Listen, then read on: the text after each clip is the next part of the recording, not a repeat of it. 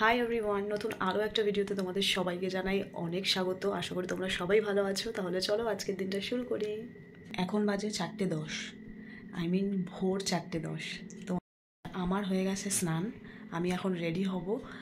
আর এত ভোরবেলায় রেডি হয়ে নিশ্চয়ই কোথাও যাওয়ার জন্যই অবশ্যই এত ভোরবেলায় উঠে রেডি হচ্ছি।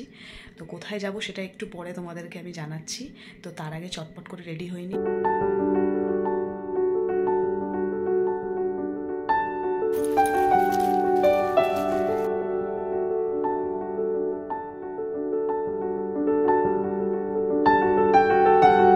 পৌঁছে গেছি নৈহাটি।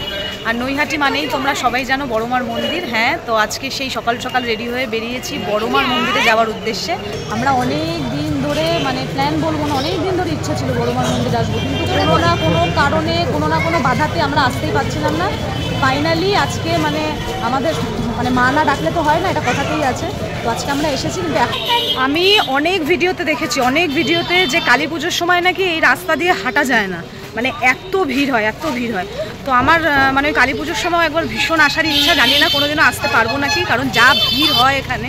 আমরা আস্তে আস্তেই অলরেডি প্রচুর মানুষের ভিড়, প্রচুর মানুষ লাইন দিয়ে দিয়েছে পুজো দেওয়ার জন্য। আর এটা হলো নৈহাটির ফেরিঘাট। আমি দেখেছি কালী পুজোর সময় এখানে মায়ের বিসর্জন হয়, তাই ভাবলাম একবার গিয়ে দেখে আসি।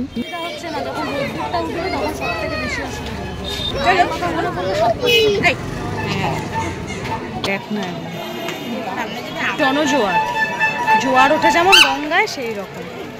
এতদিন ভিডিওতে দেখেছি, আর আজকে লাইভে সচক্ষে দেখে আমি ধন্য। আর যখন মন্দিরে ঢুকবো তো আমি জানি না আমি কি করবো, আমি প্রচন্ড ইমোশনাল হয়ে যাচ্ছে। মৌয়া গড়গড়ি খাবে। পুজো দেওয়া সম্পন্ন হলো। কখন যে ভেতরে ঢুকলাম আর কখন যে পুজো দিয়ে দিলাম কিছুই বোঝা গেল না। অবশেষে মায়ের পুজো সম্পন্ন হলো। এই যে কি অনুভূতি, কি ফিলিংস, সেটা বলে বোঝাতে পারবো না।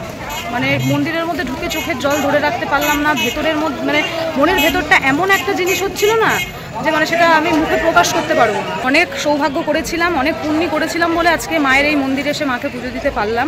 এই এক আলাদাই জিনিস, ঠিক আছে, অন্যরকম অনুভূতি। আপনারা না আসলে বুঝতে পারবেন না যে ভিতর অন্তর থেকে যে কি একটা অনুভূতি আসছে মায়ের সামনে এসে। ভেতরে কিছু দেখানো যায় না, আর আমিও চাইনি ভেতরের কিছু দেখাতে ওই ফোনে। আর মাকে তো অসাধারণ দেখতে লাগছে, অসাধারণ সুন্দর লাগছে মাকে। বিশ্বাস করো, মন্দির থেকে বেরোতে ইচ্ছা করছিল না, কিন্তু আমি তো একা পুজো দিতে আসিনি, এরকম আরো অনেকে এসেছে, তারাও পুজো দেবে। জন্যই বলে ধর্ম হোক যার যার, বড়মা সবার। সত্যি বড়মা সবার। বড়মার জয়, জয় বড়মা। যেহেতু আমরা বাড়ির থেকে না খেয়ে এসেছি, উপোস করেই এসেছি মায়ের পুজো দেবো বলে, তাই পুজো দিয়ে সামনেরই একটা দোকানে ঢুকে পড়লাম খেতে। কেমন হয়েছে রে? তো আমাদের পুজো দিয়ে খাওয়া দাওয়া সমস্ত কিছু কমপ্লিট। এবার এখানে সামনেই বড়মার মন্দিরের আরেকটু এগিয়ে যেতে হয়, এই একটা পার্ক আছে, কি স্বপ্নবীথি পার্ক, স্বপ্নবীথি পার্ক। তো খুব সুন্দর, গঙ্গার সামনে। তো এখন এটাকে একটুখানি ঘুরবো, আর আজকের যে ব্লগটা সেটা এখানেই এন্ড করব।